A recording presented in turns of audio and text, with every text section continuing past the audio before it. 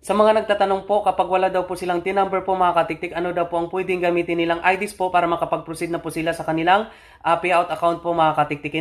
So mga katiktik, ito na po yung sagot. So ang sabi dyan, everyone outside the US, you may use any number that identifies yourself or your business such as a driver license number po, business number, or citizen number po mga katiktik. So mga katiktik, pwede rin po natin gamitin itong national ID po, SSS number po mga katiktik. May na-approve din po mga katiktik, no? So mga katiktik, kapag wala po talaga kayong mga number po na nabanggit ko po mga katiktik, ay pwede naman po natin ilagay yung unemployed po mga katiktik. May na-approve din po nung unemployed po yung ginamit niya po. So mga katiktik, ito na yung sagot po no? Kasi marami nga po talagang nagko-comment po regarding on this problem po, kasi ito nga talagang problema niya po na kung bakit hindi po siya makapag-proceed dahil nga po wala siyang TIN number po mga katiktik. Okay, so I hope nakatulong po ito at pakishare naman po ito sa ating kapwa content creator, at kung hindi ka pa po nakapag-follow sa akin, pa-follow na din po sa Katiktik channel.